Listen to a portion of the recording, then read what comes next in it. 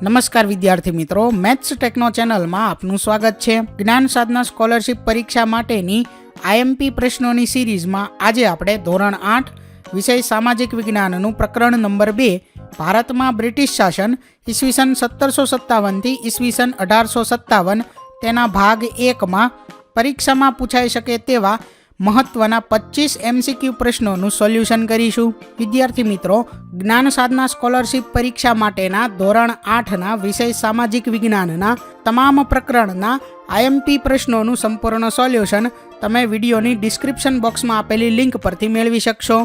તો ચાલો શરૂ કરીએ આજનો વિડીયો।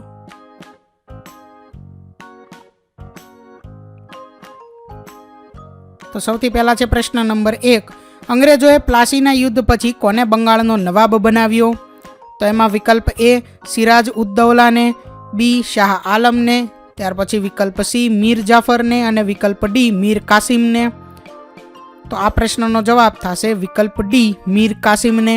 વિદ્યાર્થી મિત્રો, સ્ક્રીન પર બતાવેલ 5 સેકન્ડના ટાઈમ દરમિયાન તમે આ પ્રશ્નોના જવાબ મનમાં વિચારીને જાતે પોતાનું મૂલ્યાંકન કરી શકો છો। આગળ જોઈએ ત્યાર પછી પ્રશ્ન નંબર 2। બક્સરના યુદ્ધમાં વિજય મેળવીને અંગ્રેજોએ કોને વાર્ષિક રૂપિયા 26 લાખ ખંડણી આપવાનું સ્વીકાર્યું? વિકલ્પ એ મુગલ બાદશાહ શાહ આલમને, ત્યાર પછી આગળ વિકલ્પ બી મુગલ બાદશાહ બહાદુર શાહને, ત્યાર પછી આગળ વિકલ્પ સી અવધના નવાબને, ત્યાર પછી આગળ વિકલ્પ ડી બંગાળના નવાબ મીર જાફરને। તો આ પ્રશ્નનો જવાબ થશે વિકલ્પ એ મુગલ બાદશાહ શાહ આલમને। ત્યાર પછી આગળ પ્રશ્ન નંબર 3। નીચેના પૈકી કોણે અંગ્રેજોને બંગાળ, બિહાર અને ઓરિસ્સાની દીવાની સત્તા આપી? વિકલ્પ એ મુગલ બાદશાહ હુમાયુએ, વિકલ્પ બી અવધના નવાબે, વિકલ્પ સી મુગલ બાદશાહ શાહ આલમે અને વિકલ્પ ડી બંગાળના નવાબ મીર જાફરે। તો આ પ્રશ્નનો જવાબ થશે વિકલ્પ સી મુગલ બાદશાહ શાહ આલમે। ત્યાર પછી આગળ પ્રશ્ન નંબર 4। કયા ગવર્નર જનરલે ભારતમાં કાયમી જમાબંધી દાખલ કરી હતી? વિકલ્પ એ લોર્ડ વિલિયમ બેન્ટિકે, બી લોર્ડ કોર્નવોલિસે, વિકલ્પ સી લોર્ડ હેસ્ટિંગ્સે અને વિકલ્પ ડી લોર્ડ વેલેસ્લીએ।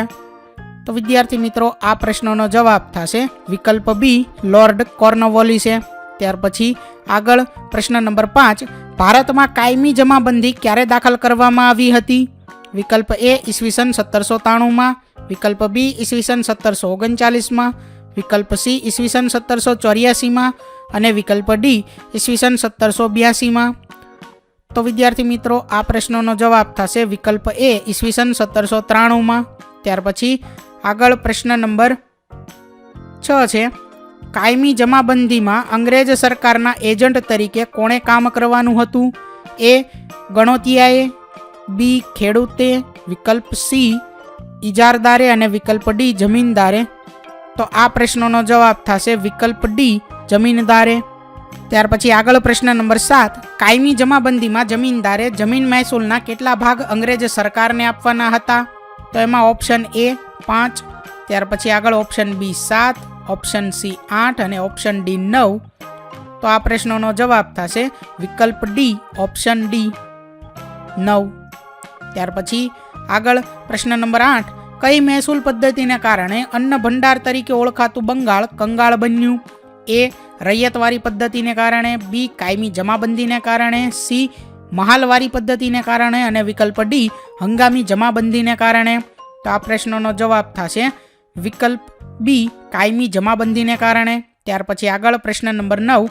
રૈયતવારી મહેસૂલ પદ્ધતિના પ્રણેતા કોણ હતા? A sir Thomas Roe, B Lord Macaulay, C sir Hawkins અને વિકલ્પ ડી થોમસ મુનરો। તો વિદ્યાર્થી મિત્રો, આ પ્રશ્નનો જવાબ થશે વિકલ્પ ડી થોમસ મુનરો। ત્યાર પછી આગળ પ્રશ્ન નંબર 10। બિરસા મુંડાનું અવસાન ક્યારે થયું હતું? તો એ ઈસવીસન 1890માં, બી ઈસવીસન 1895માં, સી ઈસવીસન 1898માં અને વિકલ્પ ડી ઈસવીસન 1900માં। તો વિદ્યાર્થી મિત્રો, આ પ્રશ્નનો જવાબ થશે વિકલ્પ ડી ઈસવીસન 1900માં। ત્યાર પછી આગળ પ્રશ્ન નંબર 11। થોમસ મુનો કયા પ્રાંતના ગવર્નર હતા? એ મદ્રાસના, બી મુંબઈના, સી કલકત્તાના અને ડી સુરતના। તો આ પ્રશ્નનો જવાબ થશે વિકલ્પ એ મદ્રાસના। ત્યાર પછી આગળ પ્રશ્ન નંબર 12, નીચેના પૈકી કઈ પદ્ધતિનો અમલ ભારતના ઉત્તર પશ્ચિમ પ્રાંતો અને મધ્ય ભારતના કેટલાક પ્રદેશોમાં થયો હતો? એ મહાલવારી પદ્ધતિનો, બી હંગામી જમાબંધીનો, સી રૈયતવારી પદ્ધતિનો અને વિકલ્પ ડી કાયમી જમાબંધીનો. તો આ પ્રશ્નનો જવાબ થશે વિકલ્પ એ મહાલવારી પદ્ધતિનો. ત્યાર પછી આગળ છે પ્રશ્ન નંબર 13, બ્રિટિશ મહેસૂલી દફતરમાં ગ્રામ અથવા ગ્રામના સમૂહ માટે કયો શબ્દ વાપરવામાં આવતો હતો? એ ગ્રામણી, બી મહાલ, સી વડવા કે ડી હલાસ. તો આ પ્રશ્નનો જવાબ થશે વિકલ્પ બી મહાલ. ત્યાર પછી આગળ પ્રશ્ન નંબર 14, મહાલવારી મહેસૂલ પદ્ધતિમાં જમીન મહેસૂલ વસૂલ કરવાની જવાબદારી કોને સોંપવામાં આવી હતી? એ સરપંચને, બી જમીનદારને, સી મુખીને કે ડી પંચાયતોને. તો વિકલ્પ સી મુખીને. ત્યાર પછી આગળ પ્રશ્ન નંબર 15, બિરસા રાજનો ધ્વજ કયા રંગનો હતો? એ કાળા રંગનો, બી લાલ રંગનો, સી સફેદ રંગનો કે વિકલ્પ ડી વાદળી રંગનો. તો આ પ્રશ્નનો જવાબ થશે વિકલ્પ સી સફેદ રંગનો. ત્યાર પછી આગળ પ્રશ્ન નંબર 16, ઈસ્ટ ઇન્ડિયા કંપનીએ ઇંગ્લેન્ડમાં નિકાસ કરવાની વસ્તુઓમાં કઈ વસ્તુ મુખ્ય હતી? એ ખેત પેદાશો, બી ગૃહ ઉદ્યોગોની વસ્તુઓ, સી ઢાકાની મલમલ કે ડી રેશમની કાપડ. તો વિદ્યાર્થી મિત્રો આ પ્રશ્નનો જવાબ થશે વિકલ્પ એ ખેત પેદાશો.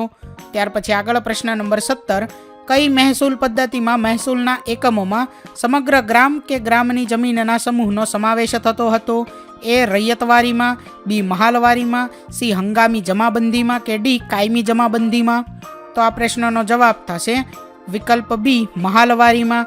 ત્યાર પછી આગળ પ્રશ્ન નંબર 18, ભારતમાં મહાલવારી મહેસૂલ પદ્ધતિ કોણે દાખલ કરી હતી? એ સર હોકિંગ્સ, બી સર ટોમસ રોયે, સી થોમસ મુનરોએ કે ડી હોલ્ટ મેકેન્ઝીએ.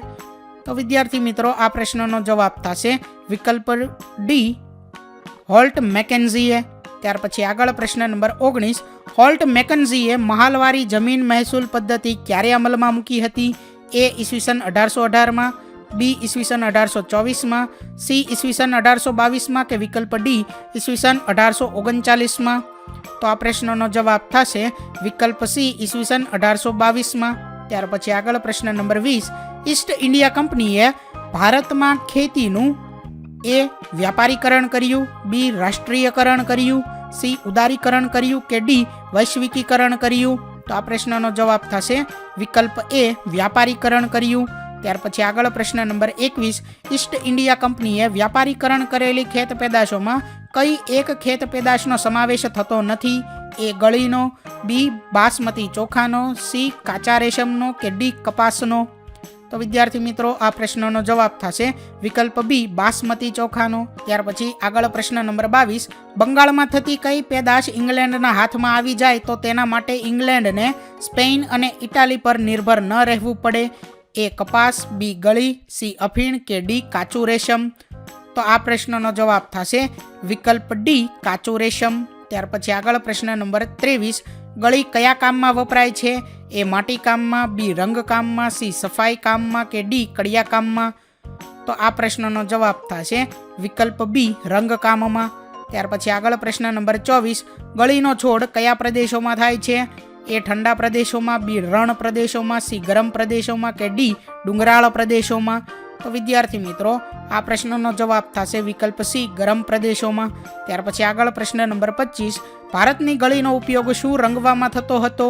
એ માટીના વાસણોને, બી લાકડાની વસ્તુઓને, ત્યાર પછી સી રેશમી કાપડને કે વિકલ્પ ડી સુતરાઉ કાપડને. તો વિદ્યાર્થી મિત્રો આ પ્રશ્નનો જવાબ થશે વિકલ્પ ડી સુતરાઉ કાપડને. તો વિદ્યાર્થી મિત્રો વિષય સામાજિક વિજ્ઞાનના પ્રકરણ નંબર 2નો ભાગ 1 અહીં પૂર્ણ થાય છે. વિદ્યાર્થી મિત્રો, આપેલા વિડીયોની જો તમારે પીડીએફની જરૂર હોય તો તમે આપણી એપ્લિકેશન સ્માર્ટ સાથી પરથી મેળવી શકશો.